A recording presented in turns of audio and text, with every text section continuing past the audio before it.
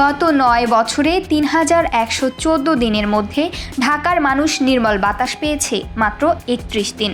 এ সময়ের মধ্যে খুব অস্বাস্থ্যকর বাতাস ছিল ৬৩৫ দিন, অস্বাস্থ্যকর বাতাস ছিল ৮৫৩ দিন। ২০২৪-এ সবচেয়ে ভালো বায়ুমান ছিল মাত্র ২ দিন, আর সবচেয়ে খারাপ বায়ুমান ছিল ৩৫ দিন।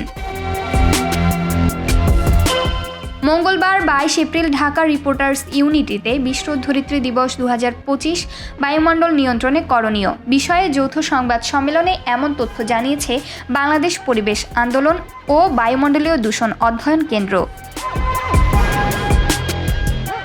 বাপা ও ক্যাপসের সুপারিশে বায়ু দূষণ বন্ধের লক্ষ্যে মেয়াদোত্তীর্ণ ও ফিটনেসবিহীন যানবাহন বন্ধ করে বৈদ্যুতিক ও হাইব্রিড যানবাহনের ব্যবহার বৃদ্ধি, বজ্র পোড়ানো বন্ধ করে বজ্র থেকে বিদ্যুৎ উৎপাদনের ব্যবস্থা করা এবং নির্মল বায়ু আইন প্রণয়নের উপর জোর দেওয়া হয়। এতে মূল প্রবন্ধ পাঠ করেন ক্যাপসের চেয়ারম্যান ও প্রফেসর আহমেদ কামরুজ্জামান মজুমদার। তার মতে শতভাগ নবায়নযোগ্য জ্বালানির ব্যবহার নিশ্চিত করতে পারলেই নির্মল বায়ু নিশ্চিত পাওয়া সম্ভব।